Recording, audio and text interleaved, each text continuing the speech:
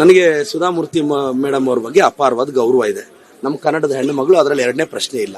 ಆದರೆ ಮೇಡಮ್ ಅವರು ನಿನ್ನೆ ಹೇಳಿಕೆ ಕೊಡುವಾಗ ಬಿಜೆಪಿ ರಾಜ್ಯಸಭಾ ಮೆಂಬರು ತರ ಮಾತಾಡಿದ್ದಾರೆ.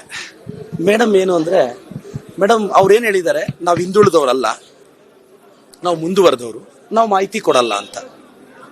ಮೇಡಮ್ ಇನ್ನೊಂದು ಮಾತು ಹೇಳಿದ್ದಾರೆ, ಹಿಂದುಳಿದ ವರ್ಗಗಳ ಆಯೋಗ ಮಾಡ್ತಿದೆ, ಆ ಕಾರಣಕ್ಕೆ ನಾನು ಮಾಹಿತಿ ಕೊಡಲ್ಲ ಅಂತ.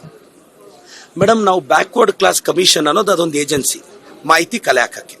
ಅದ್ರ ಹೆಸರು ನಾವು ಹಿಂಗಿಟ್ಟಿದ್ದೀವಿ ಅಲ್ವಾ. ಇನ್ನೊಂದು ಎರಡನೇ ವಿಚಾರ ಏನು ಅಂದ್ರೆ, ನಾವು ಕರ್ನಾಟಕದ ಪ್ರತಿಯೊಬ್ಬ ನಾಗರಿಕನ ಡೇಟಾ ಕೇಳ್ತಿರೋದು. ನೀವು ಮುಂದುವರೆದಿದ್ದೀವಿ ಅಂತಾನೆ ಕೊಡಿ, ಹಿಂದುಳಿದಿದ್ದೀರಾ ಅಂತಾನೆ ಕೊಡಿ, ಓದಿದ್ರೆ ಓದಿದೀವಿ ಅಂತ ಕೊಡಿ, ಓದಿಲ್ಲ ಅಂದ್ರೆ ಓದಿಲ್ಲ ಅಂತ ಕೊಡಿ, ಮಾಹಿತಿ ಕೊಡಿ ಅಂದ್ರೆ ನಾವು ಹಿಂದುಳಿದವರಲ್ಲ ಅಂತ ಹೇಳ್ತಾರೆ. ಮೇಡಮ್, ಇನ್ಫೋಸಿಸ್ ನಾರಾಯಣ ಮೂರ್ತಿಯಲ್ಲಿ SC engineers, ST engineers, OBC engineers, ಇವರು ಕಷ್ಟಪಟ್ರೇನೆ ಇನ್ಫೋಸಿಸ್ ಸಕ್ಸಸ್ ಆಗಿದ್ದು.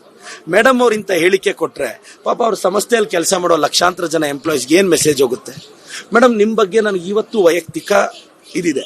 ಆದ್ರೆ ನಿಮ್ಮಂತ ಒಂದು ಇನ್ಫ್ಲೂಯೆನ್ಸರ್ಸ್ ಸಮಾಜದಲ್ಲಿ ತಾವು ಇಂಥ ಹೇಳಿಕೆ ಕೊಟ್ರೆ ಯುವ ಸಮುದಾಯದ ಮೇಲೆ ನಾಳೆ ನಮಗೆ ಪ್ರಾಪರ್ ಆಗಿ ಡೇಟಾ ಸಿಗ್ಲಿಲ್ಲ ಅಂದ್ರೆ ನಾವು ಹೇಗೆ ಮೇಡಮ್ ಸೋಷಿಯೋ ಎಕನಾಮಿಕ್ ಸ್ಟೇಟಸ್ ನ ಜಡ್ಜ್ ಮಾಡೋದು? ತಮಗೆ ಗೊತ್ತಿಲ್ವಾ ಮ್ಯಾಮ್? 10 ಜನದಲ್ಲಿ 5 ಜನ ಮಾಹಿತಿ ಕೊಡ್ಲಿಲ್ಲ ಅಂದ್ರೆ ಇನ್ನು 5 ಜನದ ಮಾಹಿತಿ ಇಟ್ಕೊಂಡು ನಾವ್ ಹೆಂಗ್ ಮೇಡಮ್ ಸ್ಟೇಟಸ್ ಜಡ್ಜ್ ಮಾಡೋದು? ಬೆನಿಫಿಟ್ ಕೊಡೋದು ಹೆಂಗೆ, ರಿಸರ್ವೇಶನ್ ಕೊಡೋದು ಹೆಂಗೆ, ಫೆಸಿಲಿಟೀಸ್ ಕೊಡೋದು ಹೆಂಗೆ? ಇಷ್ಟು ಮಾತ್ರ ರಾಜ್ಯಸಭಾ ಸದಸ್ಯರಿಗೆ ಗೊತ್ತಾಗ್ಲಿಲ್ವ ಅನ್ನೋದು ಬೇಜಾರು ಸರ್.